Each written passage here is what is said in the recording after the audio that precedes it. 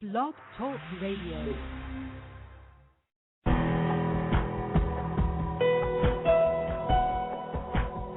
Welcome to our program on Kardec Radio. And now, here's our host, Dr. Vanessa Anceloni. So here we are, dear listener, a whole program dedicated to the renowned French spiritist, Leon Denis. Few people really know about Leon Denis because many of his amazing works are not yet in English. Well, we have some old publications, but they have not been republished, and we are waiting the time in which we have his amazing works to teach more about Spiritism to the lay public. And to tell us about Leon Denis, we have here with us our dear friend Charles Kempf, who is actually the Secretary General of the International Spiritist Council, and he's talking to us directly from France, and we are very honored that he's spending some time with us at Kardec Radio. Thank you so much, Charles, for being with us today. No, thanks. Hello to everybody, to all the listeners of Radio Kardec. It's a pleasure for us to participate to these works of disseminating Spiritism. And by the way, as you talked about radio, I forgot to mention that you and a group of friends there, you have a Spiritist radio in French, right? Yes, we have. It's not Kardec Radio, it's Radio Kardec, and it's currently in French language, and it's a common work between the French Spiritists and Spiritists from Belgium and from Quebec in Canada. Oh, that's beautiful. We are here to talk about Leon Denis, and as we mentioned before, unfortunately, we don't have access to his works in the English language, but it's imperative that we relay this message and the understanding of his impact in the Spiritist movement around the world at his time and nowadays. Leon Denis was born 11 years before Allan Kardec actually published the first Spiritist book, The Spirit's Book.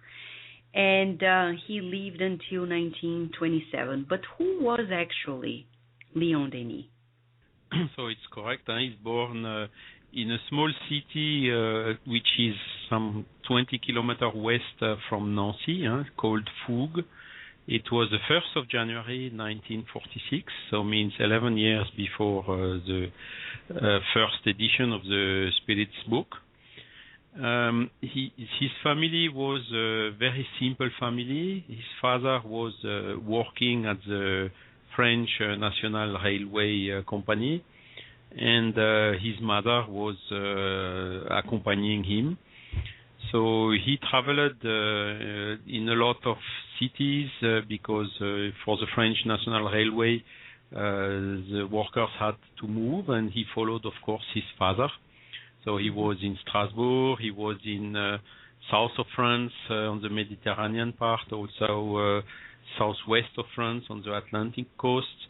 Mm-hmm. And after some years, he was in the city of Tours, where he grew up. So he studied at the school, but did not had much more studies later on because very young he started to help his father in his work. Mm-hmm. And that's let's say the first part of his life. Later on, he entered in a Masonic group in the city of Tours. It's called Loge des Démophiles. Mm-hmm. It's the people which like the population in translating. Mm-hmm. And so he was initiated as a Mason in this group in Tours, where he also learned a lot, in particular to make lectures and conferences. And this was really his very, very big quality as a spiritist. He was a little bit like Divaldo Pereira Franco, mm-hmm. Very, very renowned, and all when he was after writing his first book, which is after the death, après la mort. Mm-hmm. Sorry. he was very known everywhere, and all the time he made a lecture somewhere in whatever city around the France. There were thousands of people listening to him, and it's a pity that we did not have at that time the means to record his lectures, because really all the reports we found about it are telling that he was really extraordinary in that field. Really? Wow. Yes. He also wrote the books, as I told. Après la mort was the first one, so he wrote it in first edition. I think it was something around 1889. And that book really had a big success from the beginning. What is also to be said is that at the beginning of 1880s, he left this Masonic school because this Masonic school was part of la Loge du Grand Orient. I don't know the wording of that in English. And at that time, this Masonic group of Grand Orient decided to remove the notion of God from their basic beliefs. Wow. They made that with the argument that it is to let the freedom to everybody to believe or not in God. And so Léon Denis did not agree with that, and at the end he left this Masonic group. And that is when he really started to work within the Spiritist movement. From that time, writing books, making the lectures, and he wrote also a lot in the Spiritist magazine, Revue Spirit in French, all over these years. Later on, he wrote a lot of several other books, amongst which Le problème de l'être et de la destinée, the problem of the human being and of its destiny. He wrote also Dans l'invisible, which is in the invisible, correct? Yes. He wrote also a book about Jeanne d'Arc.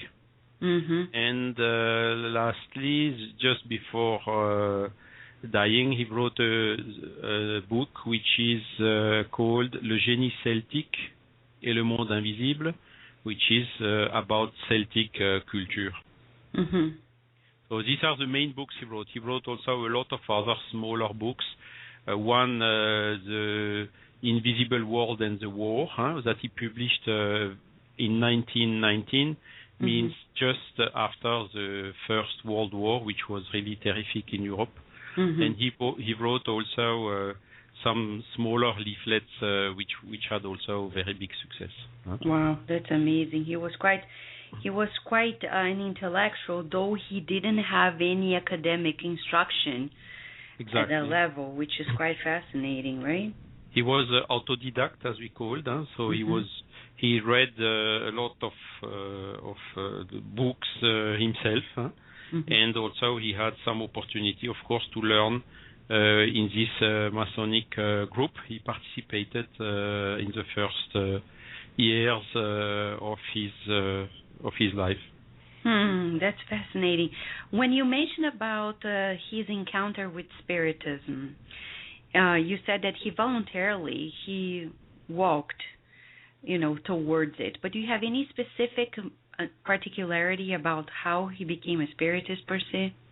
Yes. So he was living in Tours at that time, and it was around 1865, where he saw in a bookshop in the city of Tours the Spirit's book from Allan Kardec. So he bought it and read it, and as per his biography later on, he told that it was this book made him a very big impression.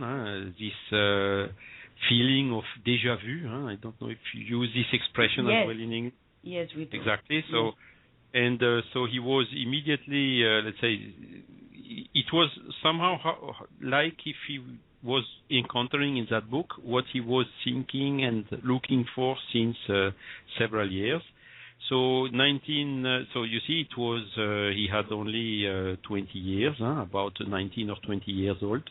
Wow. And at that time, there was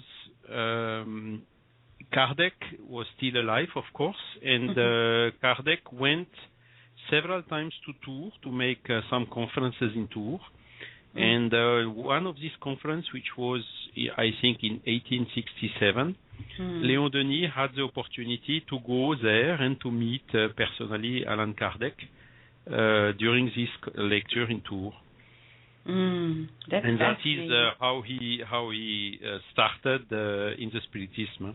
As I told then, in the years 1870, he was more oriented in this Masonic school, also working in La Ligue de l'Enseignement for helping building schools and so on in France at that time, until he started stronger in the Spiritist movement, which was at the end of the years 1870.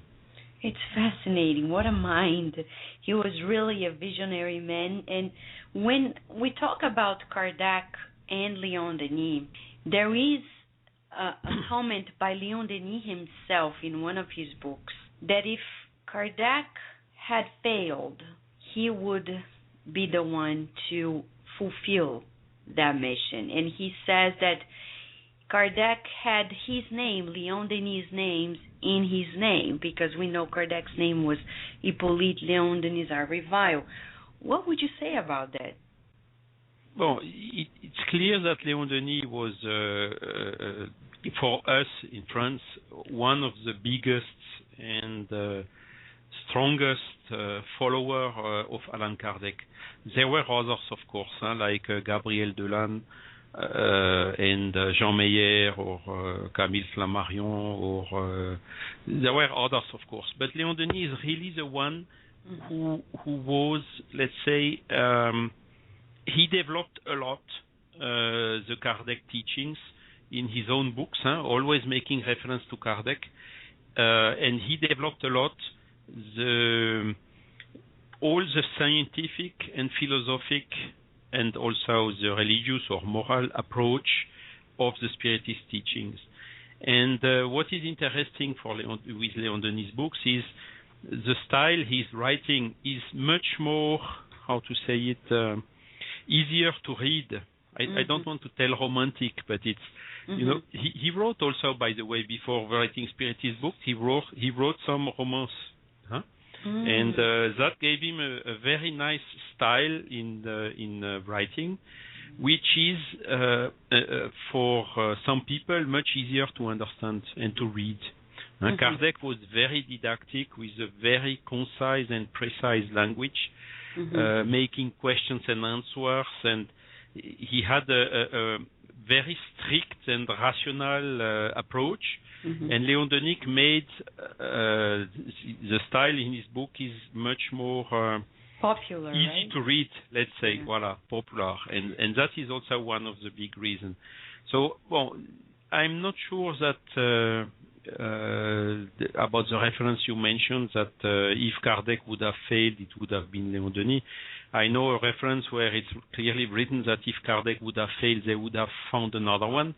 Now, was it Léon Denis or not? I'm not sure, but he was, of course, very a spirit with a high evolution who came to Earth, and he made really a huge working for developing and disseminating the Spiritist teaching in the French language. That's beautiful. So we're going to give a short break, Charles. When we come back, we would like to know a little more about the works he wrote, and especially some of the main books you have mentioned, okay? Okay, thank you. We will return to our program after these messages.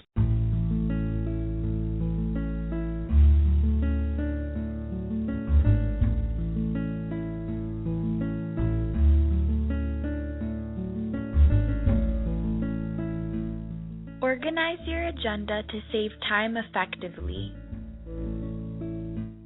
Every task should be carried out at the right moment. Confusion in carrying out tasks affects not only their organization, but also their quality.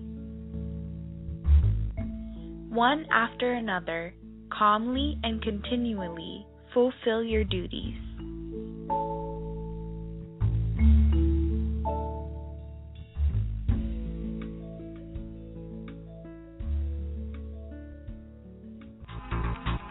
Available for purchase, the book, This Obsession, psychographed by the medium Francisco Cândido Xavier. In this book, the spirit André Luiz recruits new groups of workers of goodness whose intent is to aid in the readjustment of those no longer in the physical plane. Learn more by purchasing your copy at www.sgny.org.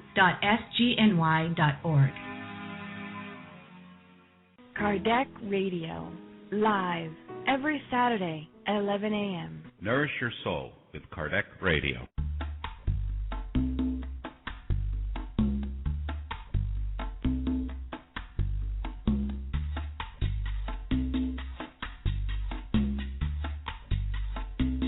Listen to our sister radio, Bazera Online Web Radio, retransmitting Kardec Radio shows 3 times a day.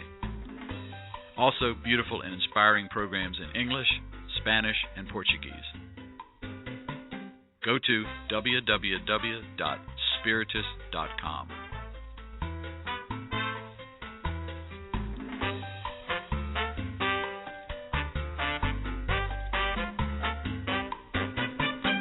And now we return to our program. So we are back with Charles Kent, who is the Secretary General of the International Spiritist Council and a devoted worker of Spiritism in the European Spiritist movement as well. He's here with us, teaching us more about one of the main icons in Spiritism, if I may say this way, Leon Denis. Leon Denis had been very influential in Spiritism at his time, and to date, it is said that he is a major force of Spiritism in the spiritual realm. Well, there's so much to know, especially because we don't yet have his amazing books, Leon Denis' books, in the English language. But soon, hopefully, we will have, and we are going to have a prayer at the end of this program. So you, dear listener, really join forces with us because his books are really life-changing. Charles, you were telling about some of the books. Let us talk about the first one, After Death, or Here and Hereafter, something along those lines. This book is so fantastic that we know many people changed their thoughts regarding Spiritism and even became a Spiritist just by reading this book, such as the case of the renowned Brazilian medium Euripides Barçanufo. So what would you say about the first book that he wrote, Leon Denis wrote, about Spiritism? Okay, so it's in French. It's called Après la mort. So he had several editions and revisions between the first publication, which was 1888 or 1887, and the last one, which was a couple of years before he was dying in 1922 or 23. This book is really in his book he's really putting all the fundamentals about what happens after the dead, après la mort. He started with the first part, which is where he made a very, very detailed investigation, historical investigation, and he was in this looking in all these teachings from India, from Egypt, from Greece, from Gaul, from Christianism, and also from the more recent, from his century movement about materialism and positivism, all the beliefs about the life after death, and also the arguments against. And he was really argumenting and showing that these beliefs of life after death are really not new. They are in the beliefs since the oldest religions on the earth. Then, in the second part of the book, he is really describing the big questions: what is the universe? What is God? He also started with soul and its immortality, which is really the first step when you want to convince somebody about Spiritism, as Kardec also taught, and Léon Denis followed in his book perfectly, that you, before trying to teach to somebody about mediumship, about communication between spirit and so on, you should first try to convince the person that the person itself has a soul, has something else and something more than just the matter. The matter that we can measure, that we can weight, the physical matter. And from that, once you have convinced the person that it has matter, something else than matter, then comes the question, okay, but where comes the soul from? Where does it go to? What happens with it? Reincarnation and so on. These are the second steps. And Léon Denis really followed in this second part of the book all the arguments about, as I just told. And then he comes to the reincarnation. Also, what is the goal of the life? To the evolution.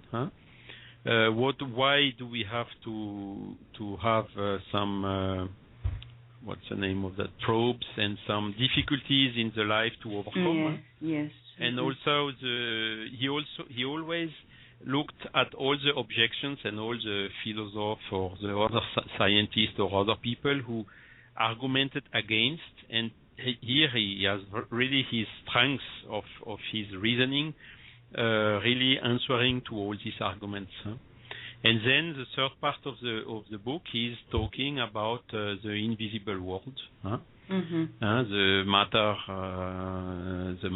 the forces, the fluid, magnetism, the spiritist phenomenon, the mediums, the evolution, the spiritism and the science, really going through the chapter as well about the mediumship for free, that mediumship should never be paid, which is a question that is sometimes a little bit difficult to understand. Why? And his arguments are really very, very strong and complementary to the ones that Kardec has given, explaining really in details why when a medium starts to ask for too much money for his mediumship, the good spirits are going away from him, and then that his faculty is being jeopardized because of this. And the last part of Après la mort, he's writing about all the life in the spiritual world. What are the spirits doing? He's also answering to the views of the traditional religions about heaven and hell, all these things, about what mankind can do to help the spirits. Yes. And the last part of his book is giving, it's a little bit equivalent of the third part of the Spirit's book. He talks about what is morality, what should we do really for our own evolution, to have a good status once we reach after our discarnation, basically. So it's really talking from A to Z about Spiritism, but again, about all these fundamental questions that Kardec wrote about in the Spirit's book. But he enters much more in details, adds a lot of personal experiences he had, because he was himself a medium, and he had at that time already 2 decades of experience in a Spiritist group that he followed first in the city of Tours after he knew Kardec, and the years after he was also in another city called Le Mans, close to Tours, where he always was participating and leading some Spiritist groups. So he's illustrating a lot his writings with practical examples that he had in his personal experience through these activities. That's amazing. And you know, when you mentioned about the last part of the book, we would like just to quote an excerpt for the listener, because when he talks about love, he's quite poetic. As you said, Léon Denis talks with great reasoning, but he really touches our hearts when he says, love as deep as the sea and as infinite as the sky embraces all creatures. God is its core. And then later he says, I think it's one of the most fascinating parts. He says, no matter who you are, you, dear reader, who is reading this pages, be aware that one day we're going to meet, whether in this world or in future existences, or in a more elevated sphere, or in the immensity of the spaces. Be aware that we're destined to influence one another towards goodness, and that we will help one another to our common ascension. God, children of God, members of the great family of spirits, we are marked in our head, in our forehead, with the sign of immortality. All of us are brothers, and we are destined to know each other. And at the end, he gives a big hug to the dear reader. I think it's fascinating, right, Charles? Because he really talks to the heart of people. Exactly. And this is typically, this extract that you just translated here is typically the style of Léon Denis' writing.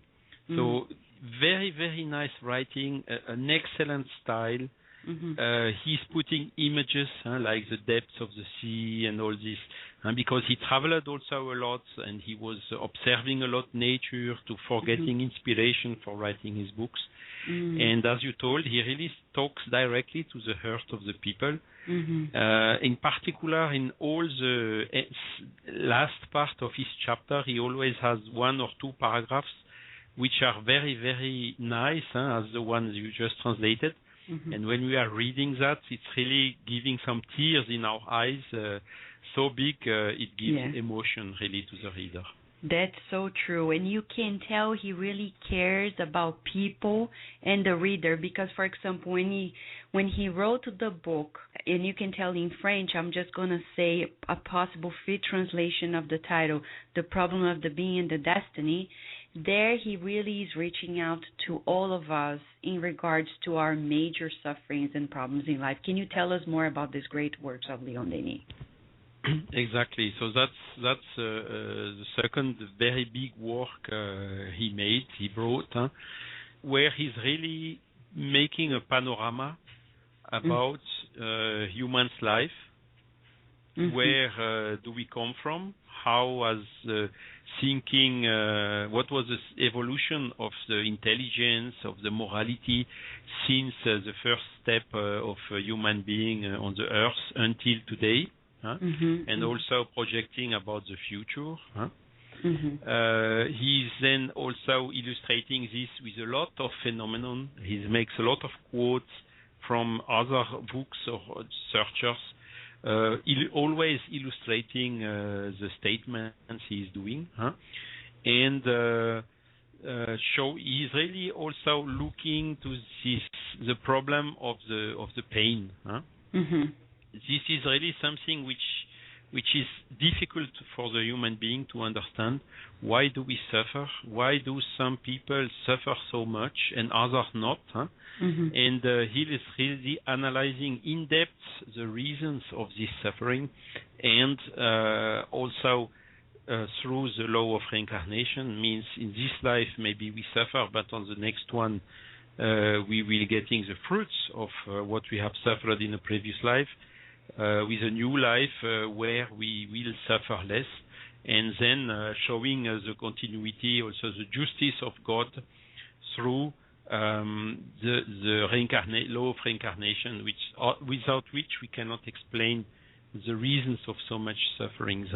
And he's also then talking about reincarnations. Of course, it's a big section of this book, which is the root to understand better the reasons of the suffering.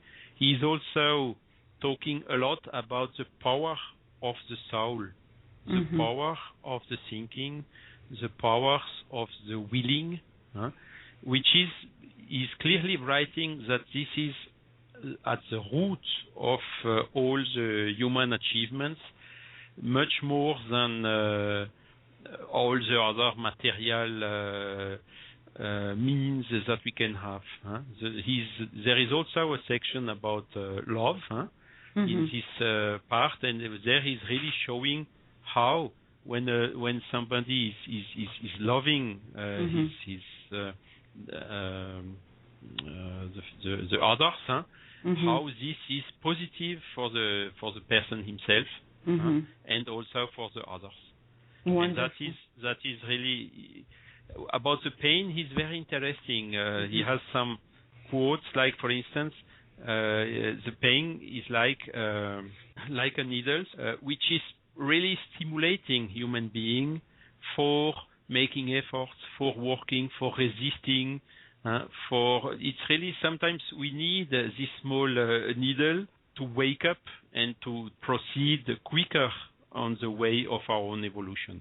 Exactly. And it's also a very nice image he's using in this book.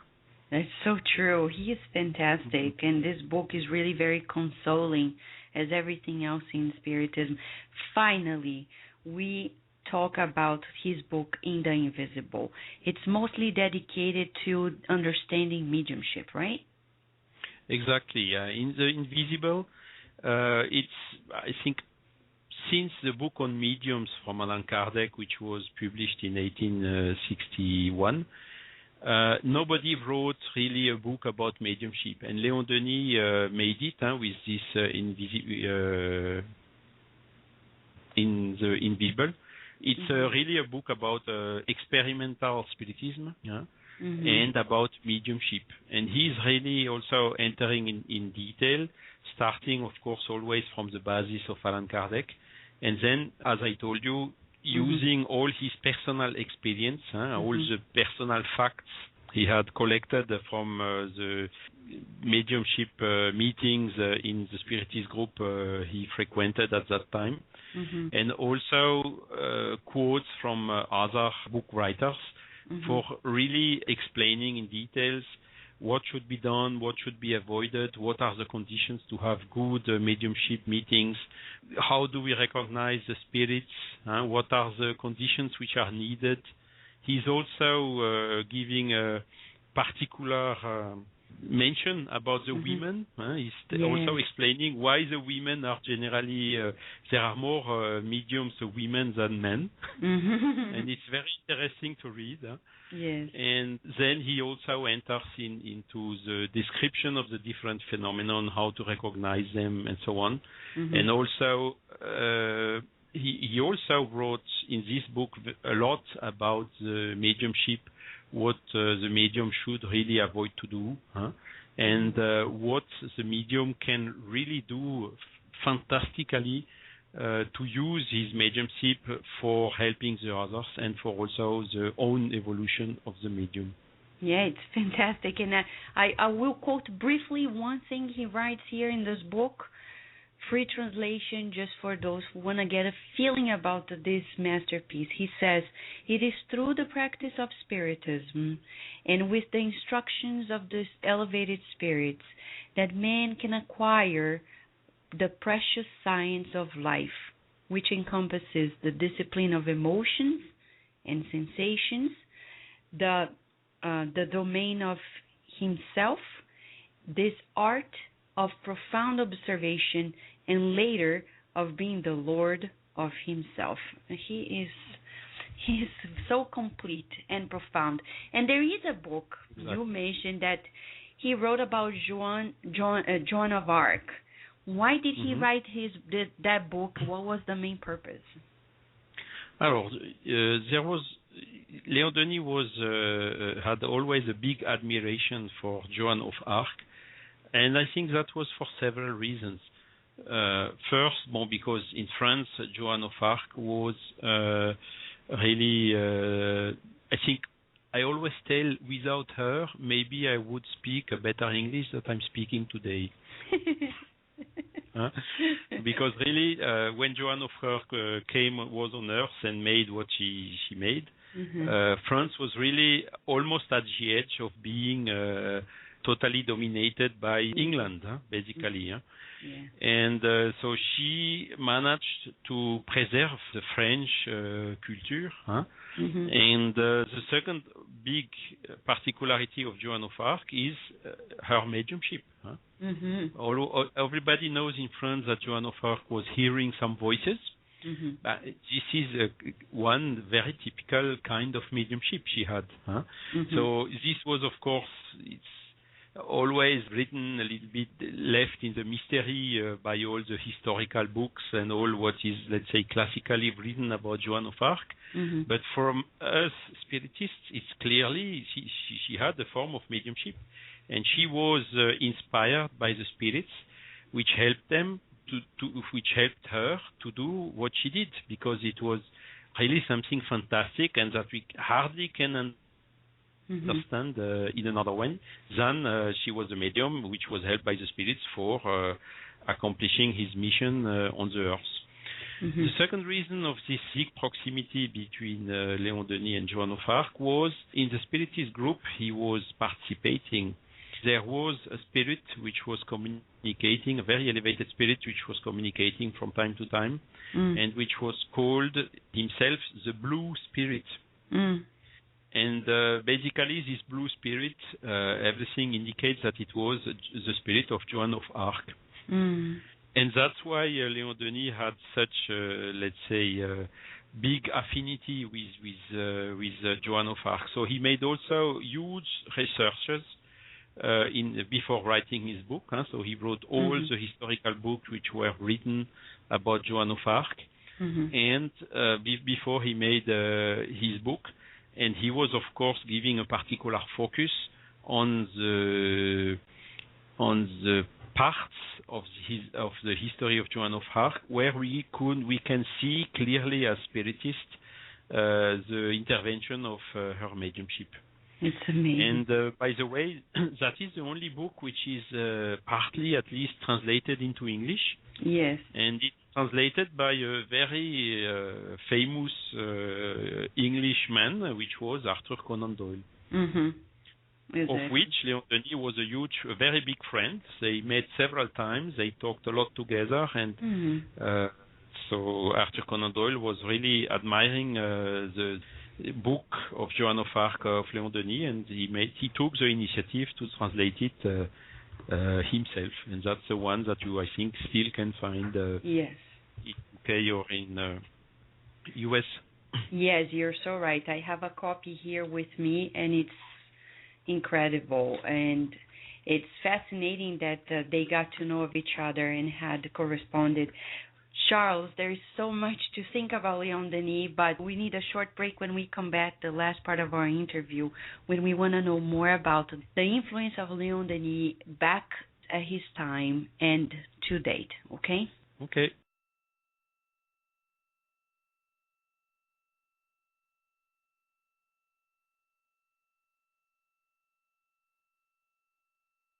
We will return to our program after these messages.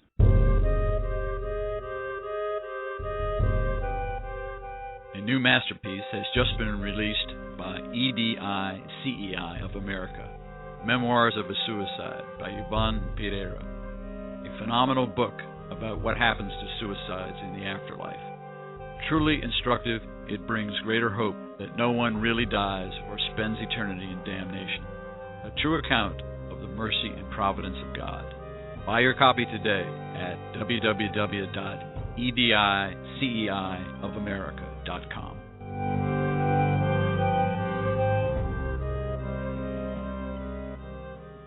Nourish your soul with Kardec Radio.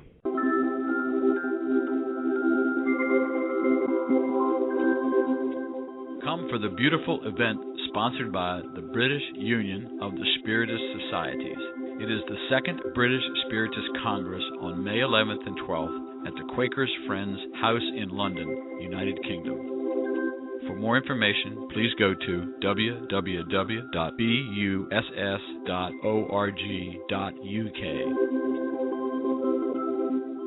Nourish your soul with Kardec Radio. Spiritism for Everyone, the online study of the Spirit's Book and the Gospel according to Spiritism. Spiritism for Everyone meets every Wednesday evening and Saturday morning using the latest technology in web conferencing. You can join in from any computer in the comfort of your home or office, no matter where you are in the U.S. or the world. Spiritism for Everyone is open, free, and requires no registration. To access the web live meetings, go to www.spiritism www.spiritus.us. Spiritism for Everyone is a program of the United States Spiritist Council.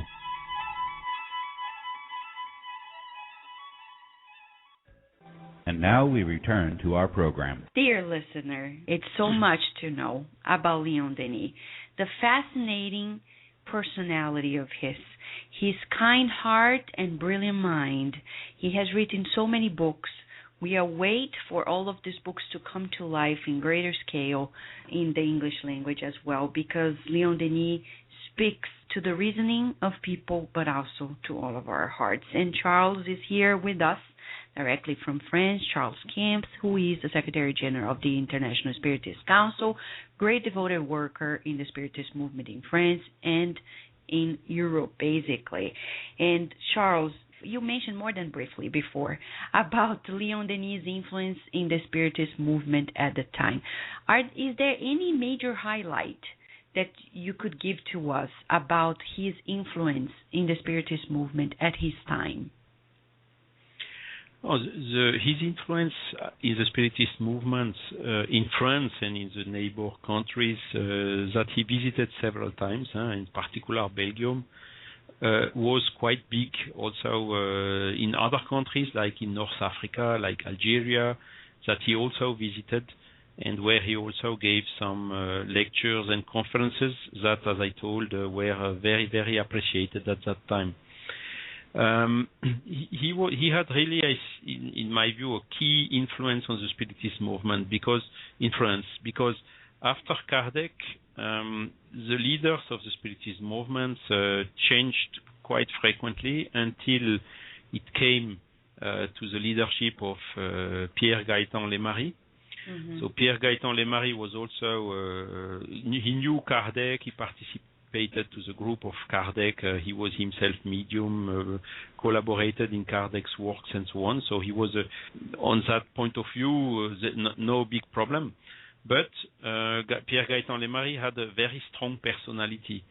And he really wanted to give to Spiritism a deep scientific approach and opened the door of a lot of, let's say, scientists, which were participating to the Spiritist movement at that time. This is on one side. And on another side, he also opened the door to a lot of Masons. Is that the right name? Yes. To Masons, which, of course, also influenced somehow the Spiritist movement at that time. And Leon Denis, since he had also the knowledge of the Masonic, because he was himself Mason at least 10 years until he left them in beginning of 1880. His influence was really key in avoiding that the Spiritist movement in France to deviate too much from the real, true Spiritist orientation that Kardec had given on the beginning. And in other words, Leon Denis was always very, very close and following Kardec's teaching, which was not always the case of the other Spiritists, who wanted to introduce some particularities in the movement that Kardec always refused to introduce, and that Leon Denis also was a big defender to keep, let's say, a good straight line with some fidelity to the initial teaching of Kardec. Another particularity of the French Spiritist movement is that it had also, because of all what I just told, two, let's say, tendencies which were a little bit separated. And one of the big advantage of Leon Denis is that he was friend of all both tendencies, and he always managed to keep them, let's say, not too far away one from the other. He was even friend of a lot of other people, like Papus, the Dr. Ancos, which was more following occultism than Spiritism.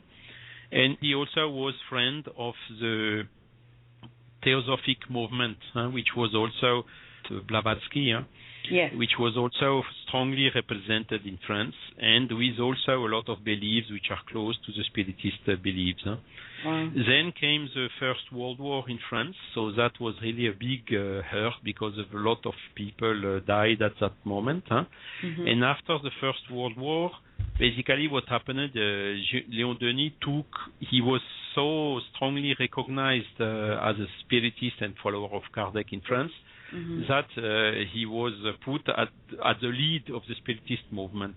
Wow. And he was really then leading this movement together with Gabriel Delanne, together with Camille Flammarion, with Jean Meyer and the other big spiritists of that time, until his death, means from 1918 until 1927. Wow. And he was leading the Revue Spirit, the Spiritist movement, and all those years were really led by Léon Denis, and he wrote also a lot of articles in the Spiritist reviews. For instance, he had a series of articles about socialism and spiritism, which is quite interesting because it was the time of beginning of the revolution in Soviet Union. Huh? And he always wrote about.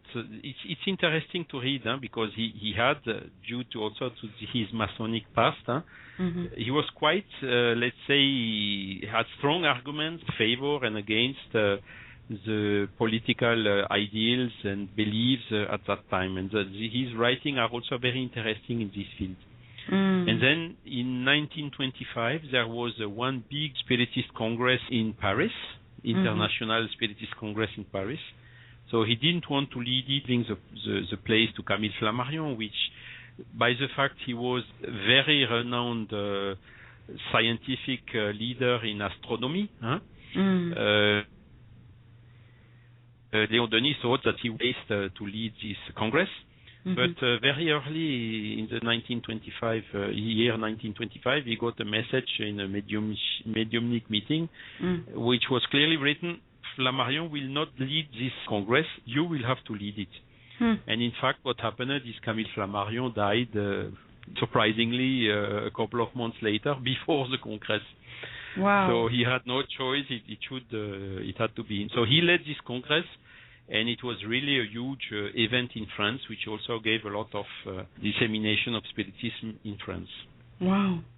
That's fantastic. That's really great. But it is said nowadays, that's what we've heard, that Léon Denis is the spirit who is assigned to be in charge, in closer contact with incarnates, in the sense of coordinating the development of the Spiritist movement nowadays. Is that correct?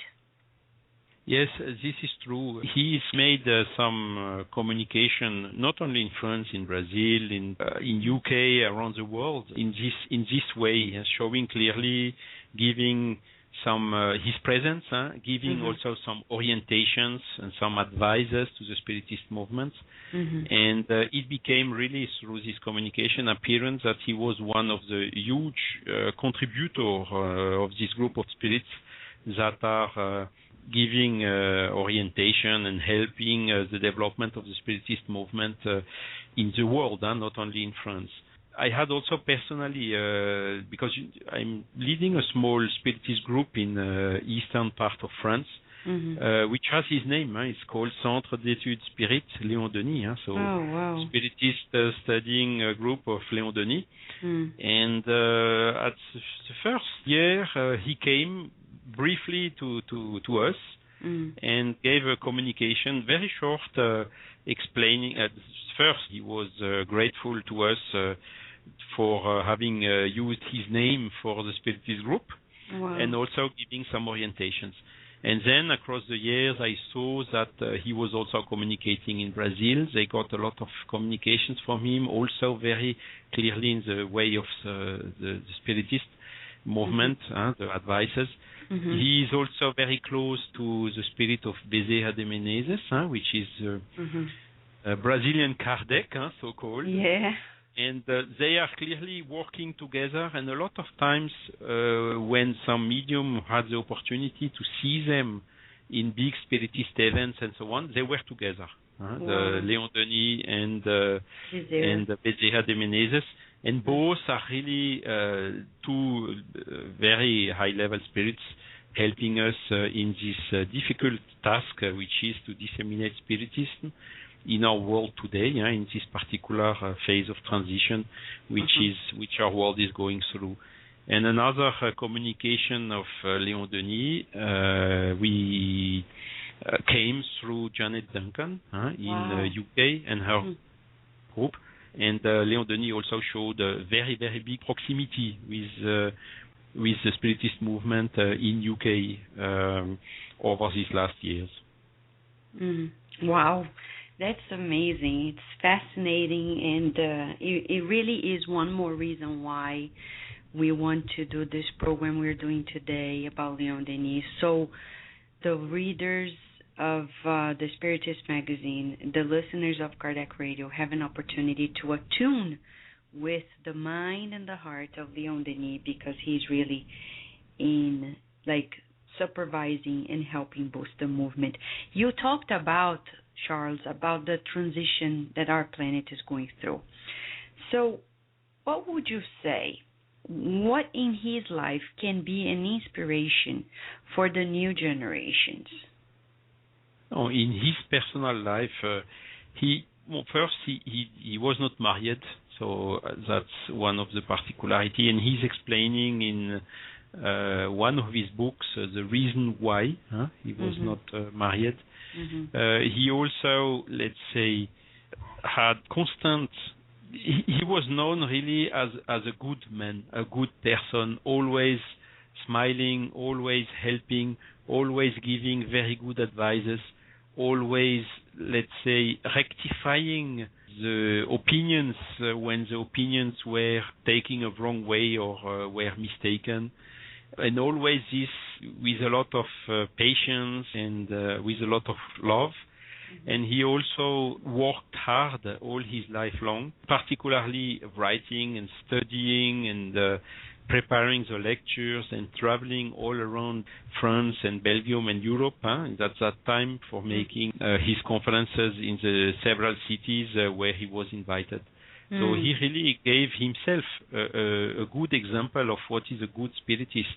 The biggest he was really doing at the maximum he could to disseminate these beliefs that made him happy personally in his life, and his aim was really to try to make the maximum number of people also happy, to seeing all the pain around the world, trying to understand, to make the people understand, to help them in withstand and also in solving their problems.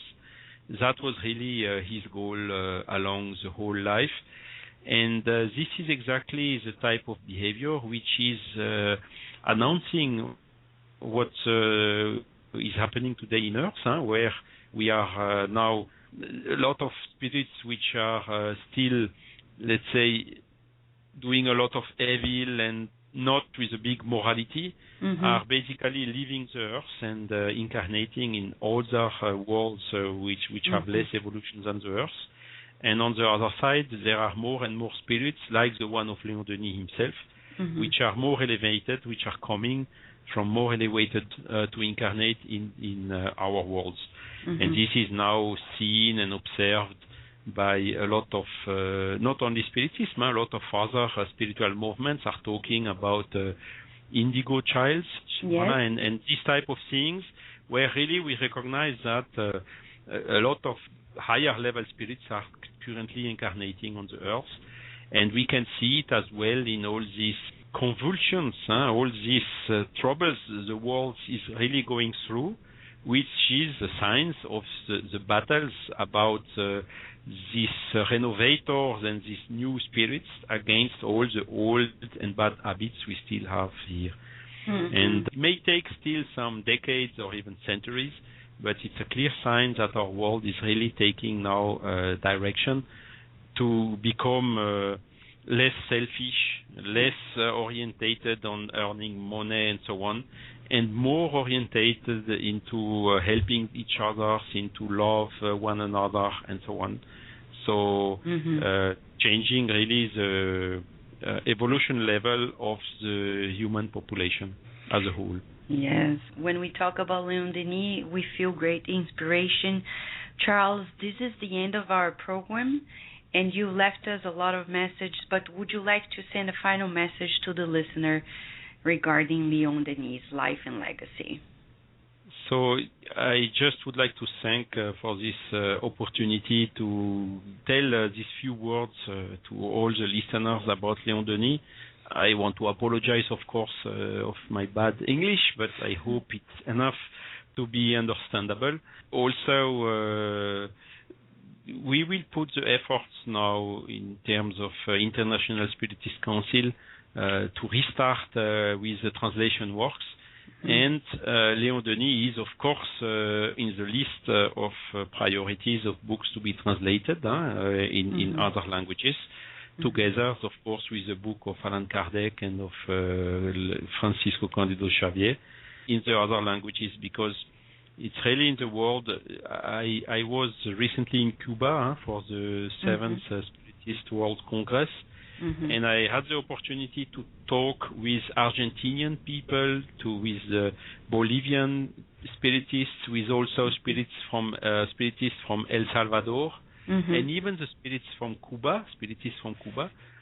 They asked me specifically to get for them some books of Léon Denis, because in all these countries, Léon Denis is a lot appreciated.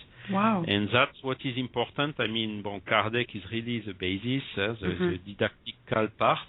Yes. But, of course, we have also to complement it with some complementary information which came more recently, like the one of Cândido Xavier and of Léon Denis himself. So we will really put our efforts now to try to get these books as well in good English language, so that the English-speaking people can also benefit from the beauty of Léon Denis' writings. Thank you so much, and for sharing this good news on the efforts of the International Council, for being with us and taking time to talk to us at Kardec Radio. Thank you so much, Charles. Thank you for the opportunity, and all the best for all the listeners. Wonderful. We will return to our program after these messages. Known as one of the most scientific books by Allan Kardec, The Genesis dives deeper into the origins of our planet to the advent of the new generations to come. Purchase your copy today, online or via your ebook reader. Go to www.ediceiofamerica.com today.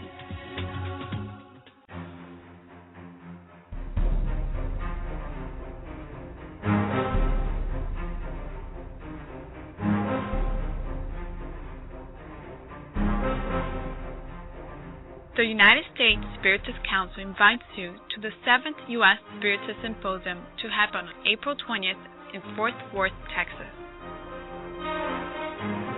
The theme of the year is Life in the Spiritual World, the works of André Lewis. More information at www.spiritistsymposium.org. Nourish your soul with Kardec Radio. Now in English, the book Action and Reaction by the Spirit André Louise, psychographed by Chico Xavier. Buy your copy online or via your ebook reader. Go to www.ediceiofamerica.com today. And now we return to our program.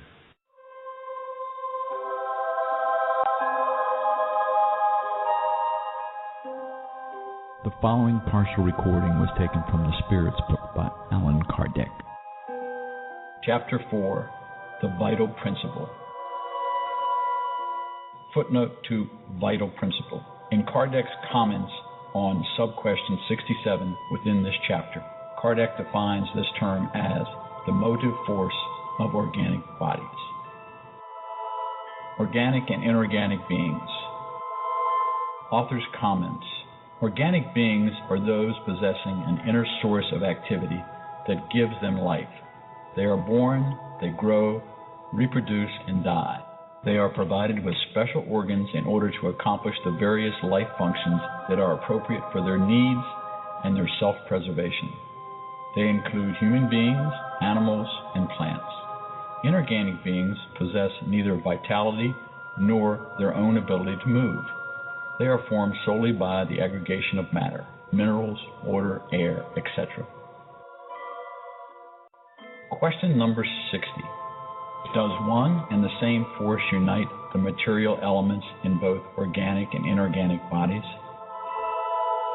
Yes, the law of attraction, which is the same for all. Question number 61. Is there any difference between the matter of organic and inorganic bodies? It is always the same matter, but in organic bodies, it is animalized. Question number 62. What is the cause of the animalization of matter? Its union with the vital principle. Question number 63.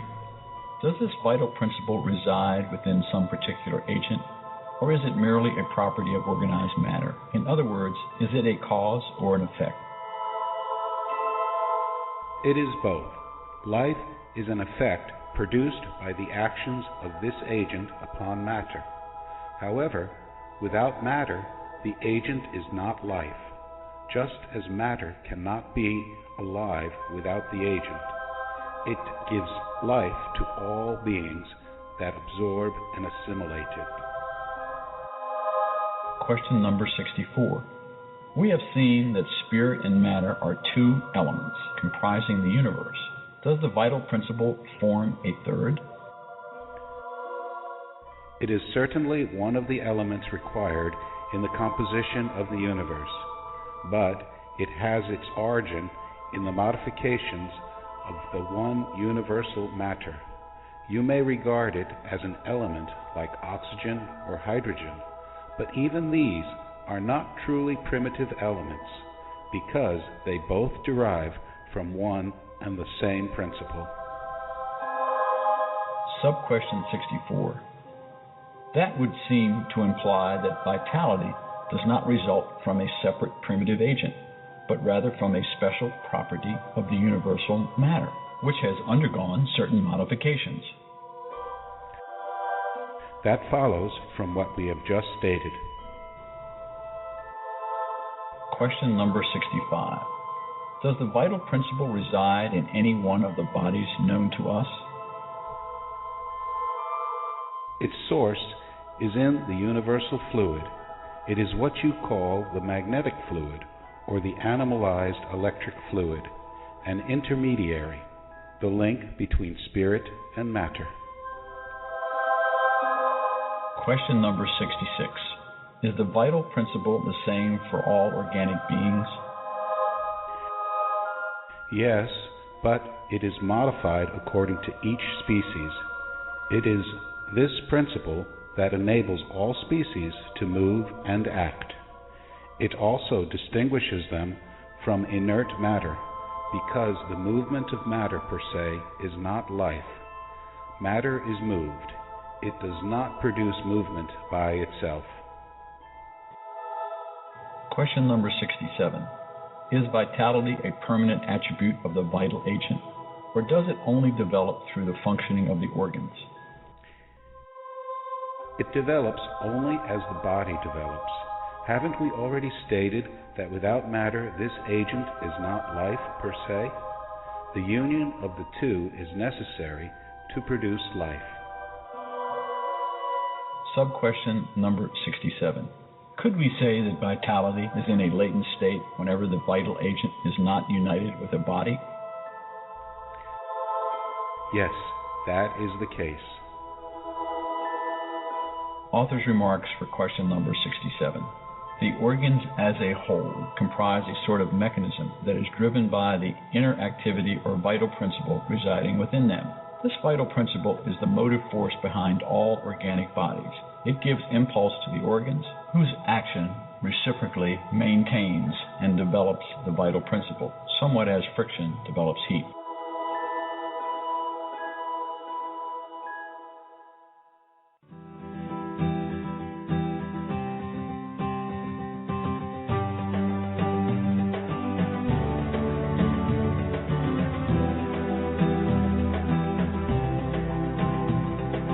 Welcome, dear Kardec Radio listeners, to the Spiritist Moment. I'm Kirsten DeMello, your host. We are studying the Law of Destruction, Part 3 of the Spirit's book. We encourage you to follow along with us. We're studying questions 734 and 735. As we've already learned the Law of Destruction, it's very interesting. We find even within the Law of Destruction, there is balance. Although the need, and it is the law, things to be destroyed in order for them to be renewed, to be cleansed. It's even metaphoric, because even inside us, we need to be renewed and cleansed. And our old past selves, old personalities, old tendencies also need to be destroyed so we can renew and rejuvenate ourselves. Well, in question 734, the spirits bring us another aspect of the idea of destruction in our lives. The question goes like this, and we quote, "In their present state, do humans have an unlimited right of destruction in regard to animals?" And the spirits answer, quote, "That right is limited to the need of providing for their food and safety. Abuse has never been a right," end quote.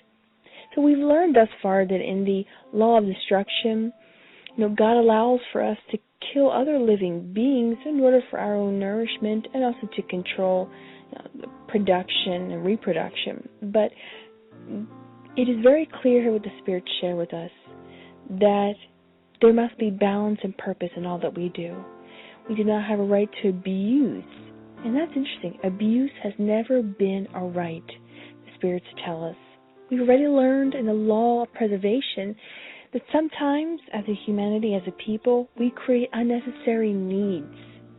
So when the spirits tell us in the answer 734 that the right is limited to the need providing for our food and safety, well, what happens when we create unnecessary needs and we say, well, I need to eat, but then we eat to excess, or we kill animals to excess to fill these unnecessary needs? That is a form of abuse.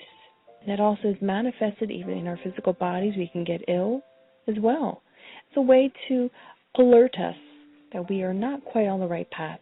In the answer to question 735, the spirits really go even deeper into this concept when they say that all destruction that exceeds the limits of need is actually a violation of God's laws.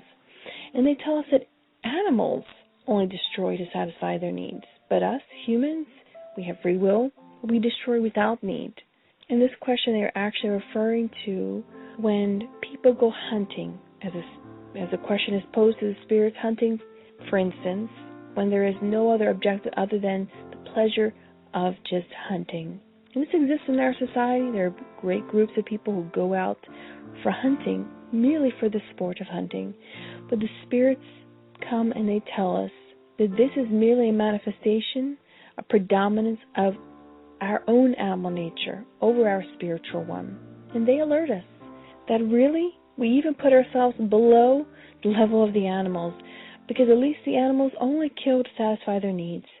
And we kill not because we need to, but because our own predominance of our own animal nature is still within us.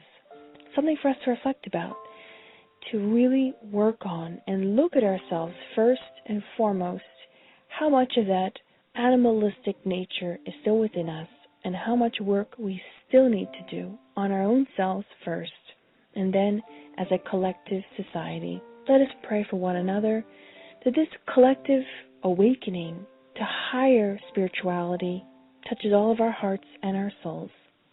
And until next time, dear listeners, we encourage you to go read and study Part 3 of the Spirit's book, and read the whole book. Enlighten yourselves and one another. Until next time, we wish you many blessings.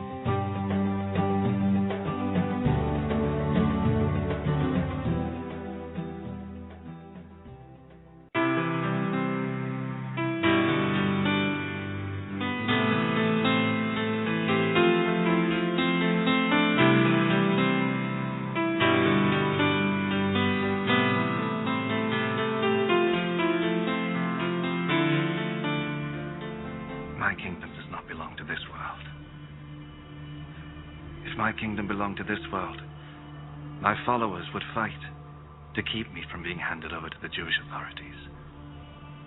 No. My kingdom does not belong here. Are you a king, then?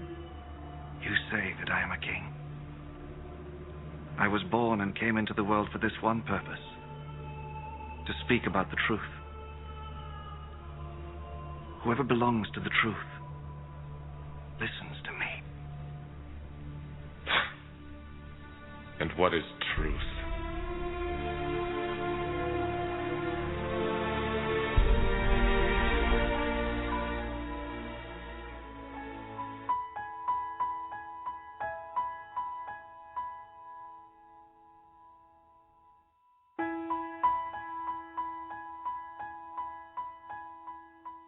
Now, dear listener, what you've just heard is an excerpt from a video called "My Kingdom is Not of This World," which is exactly the title of the second chapter of the Gospel according to Spiritism, in a dialogue that Jesus is having with Pilate.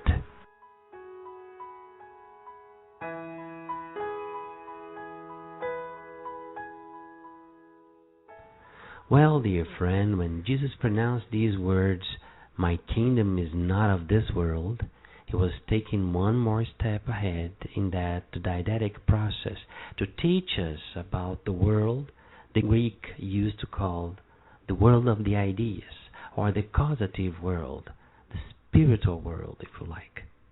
Yes, because until Jesus, some ideas had never been so clear, and one of them is that life was limited to the earthly existence, mostly in the mind of the Jews. In the Old Testament, we find the idea of the resurrection very thinly referred to, like in the book of Daniel. Jesus, however, very patiently and slowly starts teaching us that His kingdom is to be built in our hearts, and that is all about the Spirit.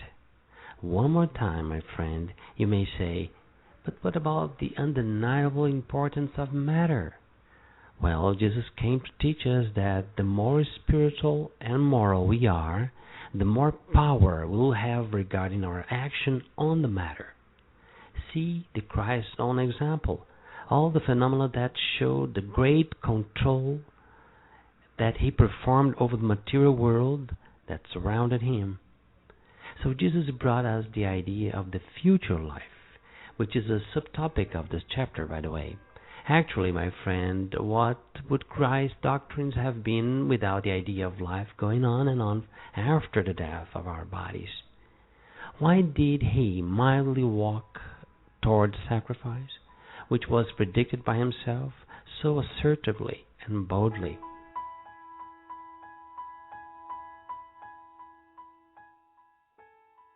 Well, although this passage of Jesus Christ's life happened at the end of the Messiah's stay with us, Allan Kardec decided to show it as a first outstanding point in Jesus' doctrine and in this book, in the second chapter, because, using his own words, we quote, "With these words, Jesus clearly refers to a future life, which He presents in all circumstances as the goal which humanity must reach and which should constitute man's greatest preoccupation here on earth."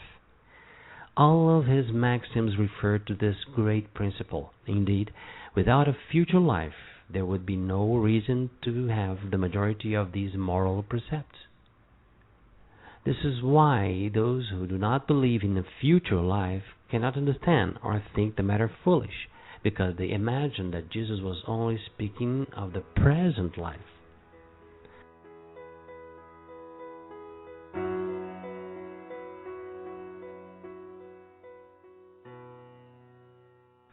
So, my friend, let's think it over. If you are in pain, or if you have battled so much that now your heart and mind are weary, don't you ever forget that Jesus brought us the message of life, the afterlife, and that Spiritism helps us with the rational knowledge by explaining that those statements were not only mystical, but a truth that can be checked by anyone with goodwill in their hearts. On the other hand, we have to warn you, this belief in the afterlife cannot mean giving up this life. Finishing your own life is a very, very serious commitment with divine's law. And when Jesus and the spirits come and explain to us that our future life is waiting for us, is to give us the strength and power to go on and take this life we are living forward. Thank you so much, my friend.